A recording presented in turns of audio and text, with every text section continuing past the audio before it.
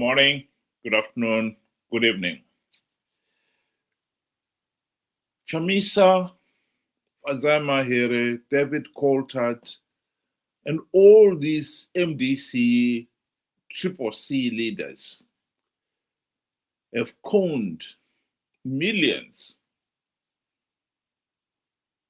of Zimbabweans to participate in flawed elections time and time again, only to give Zanu PF legitimacy and perpetuate the dictatorship. What is so disappointing here is that there are conning millions of what one can call Zimbabwe's intellectuals. Because most of the opposition supporters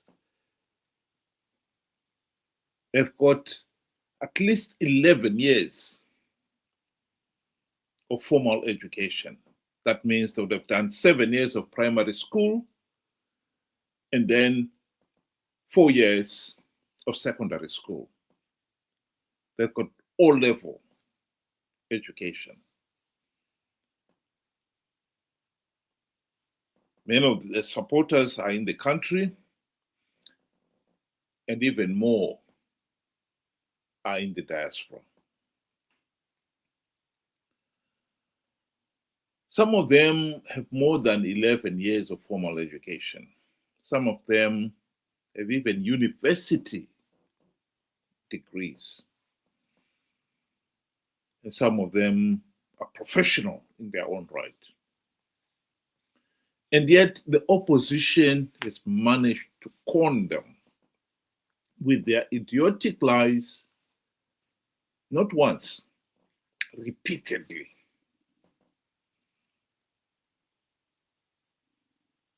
This is our problem. These are supposed to be the intellectuals. The individuals should be able to think for themselves and then should not be so easily conned. And yet, this is exactly the people whom the MDC have conned.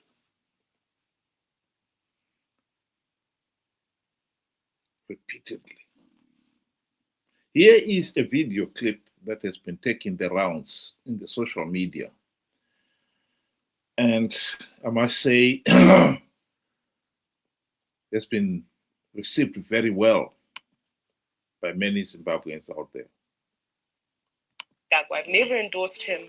I've never believed in him. I didn't think he'd fail so spectacularly as soon as he did, but I never endorsed because, like I said, Zanu PF is rotten to the core. The model can never take us into the future.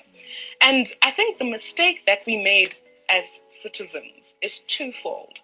The first being that we thought that if the symbol of our oppression, Robert Mugabe, fell, then that would be the end of our problems. We underestimated just how large the system that's been created over time and perfected by Zanu PF was.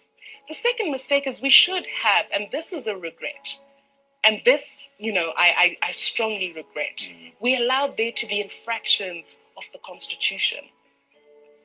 Because of the sense of populism, the institution during that time. We made a huge mistake here.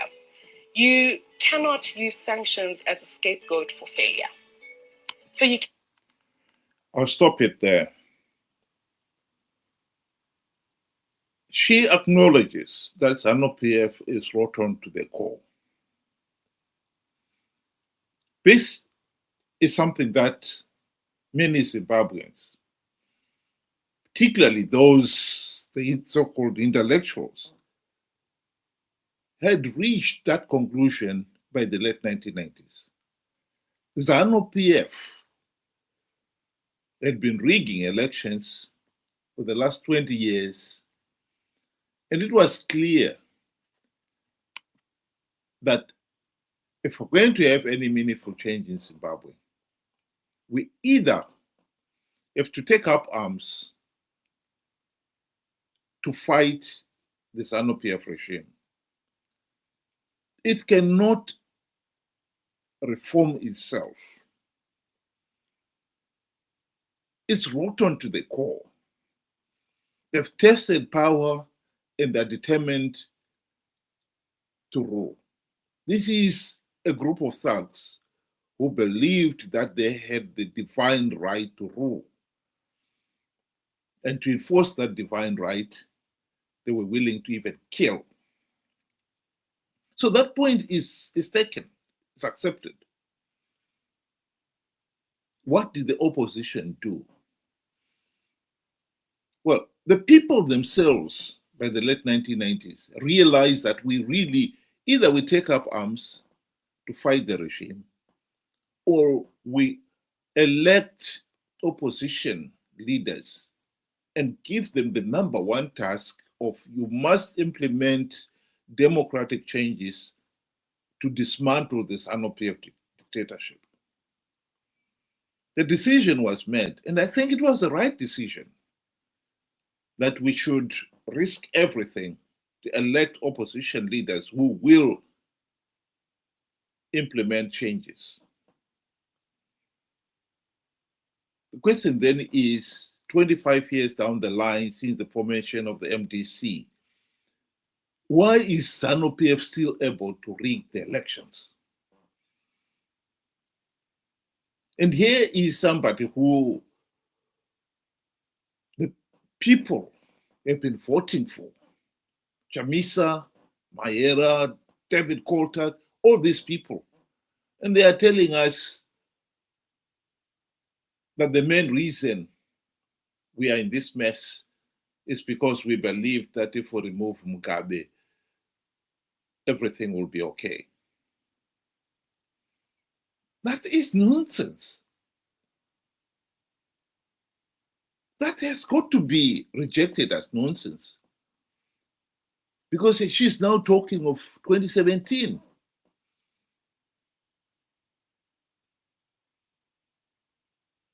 The party MDC was formed in 1999 on the promise that they would deliver the democratic changes the nation was dying for. The party name itself said it all, the Movement for Democratic Change. The question then is, why have you failed to implement even one democratic change?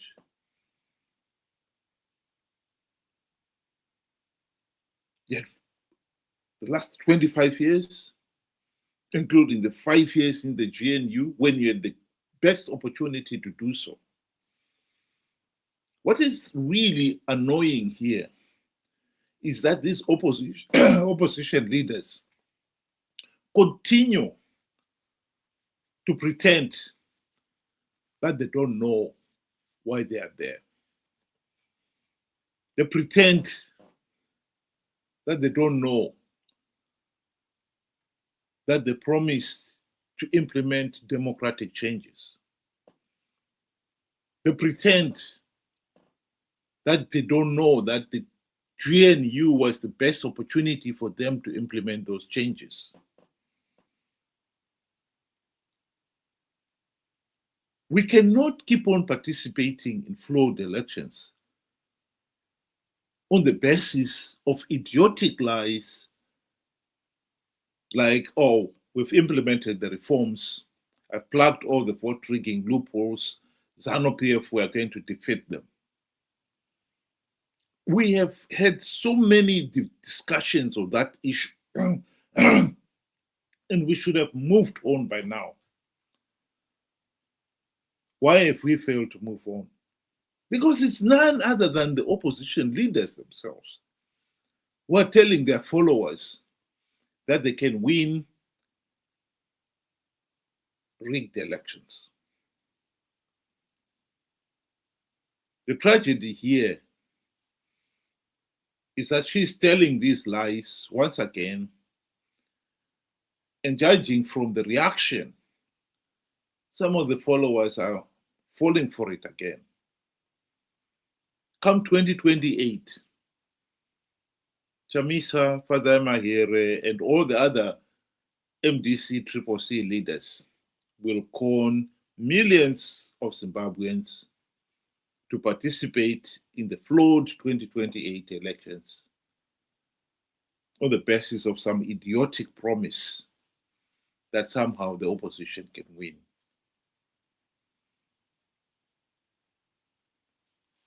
Here is Professor Jonathan Moyo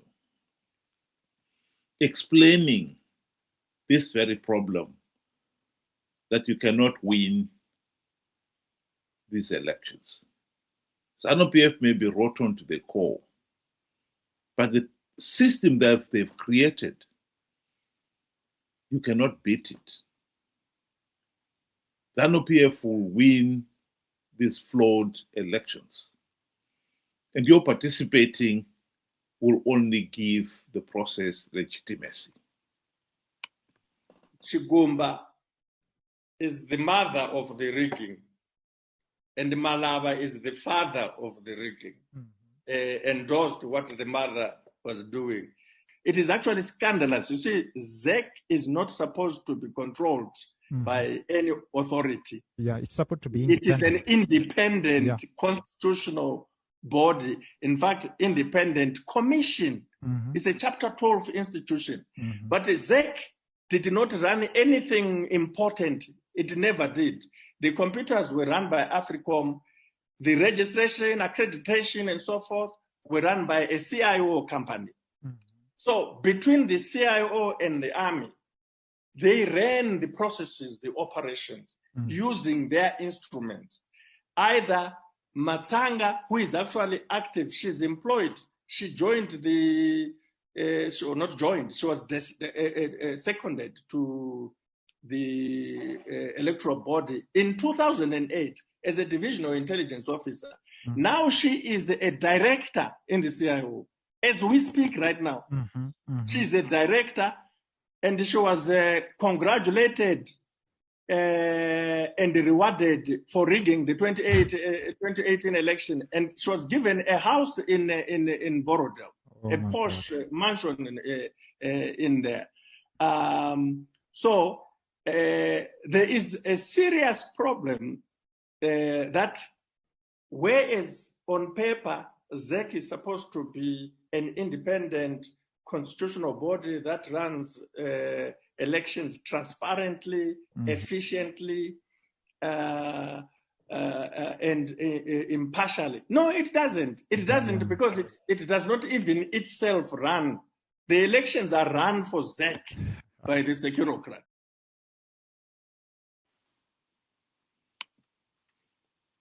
How many times do we have to go through that? The opposition have themselves acknowledged. This is a quotation from David Coulter's book.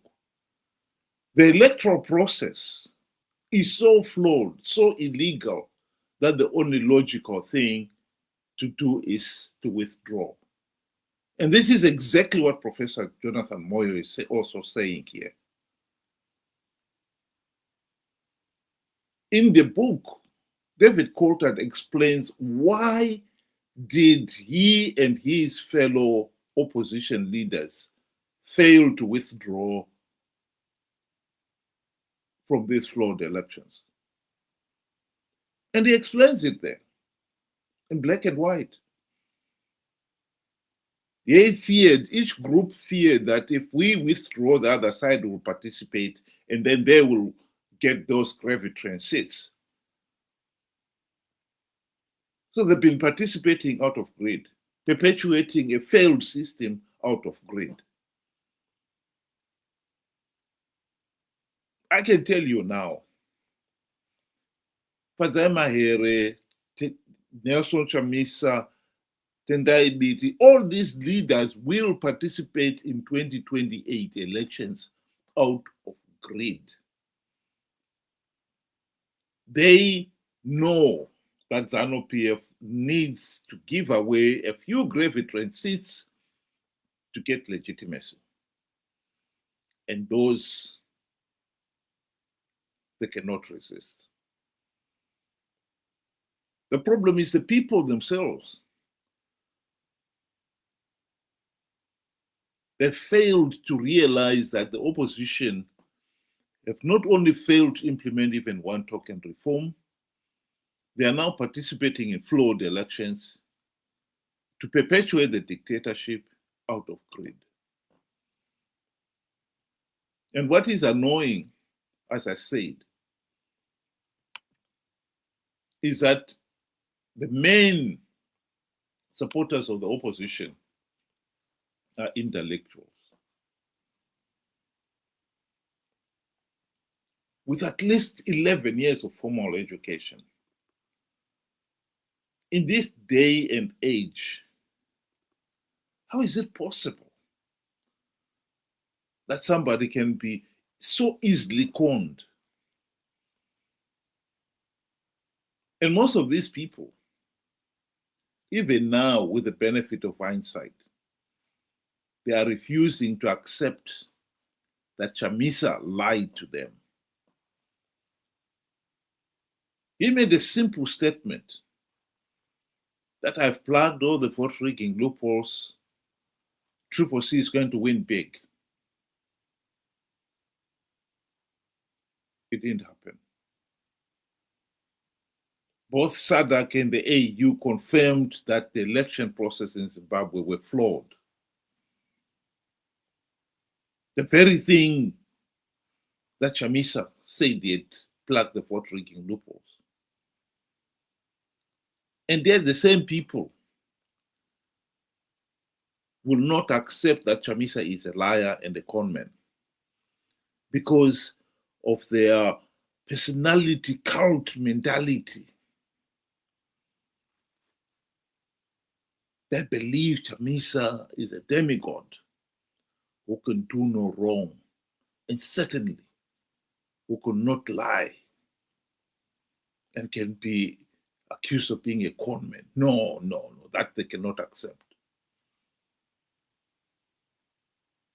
How is it possible that in this day and age, the 21st century, with a 21st century education, at least 11 years of formal education, so many millions can still believe somebody like Chamisa is a demigod? Just unbelievable.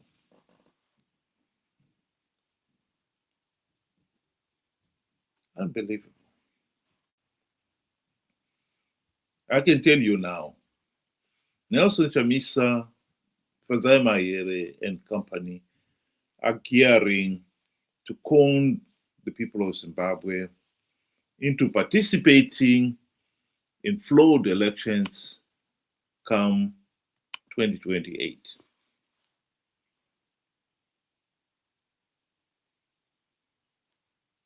The problem that she's talking about here, problem of we should have realized Mugabe was getting rid of Mugabe was not enough, or that the problem with allowing Zanu PF to tamper with the constitution was the problem. That is not the problem. The problem is MDC failed to implement reforms, even when they had the golden chance to do so. And they've been participating in these flawed elections to give Zanu PF legitimacy and perpetuate the dictatorship out of greed, knowing fully well that they will never win the flawed elections. I don't blame Nelson Chamisa and Fadzayi Mahere, David Colt, and all these people. They're only taking advantage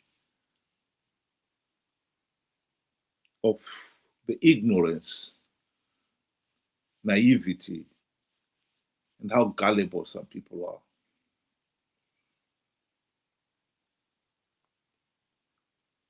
Zimbabweans with 11 years of formal education in this day and age really have absolutely no excuse for failing to accept that Chamisa lied to them.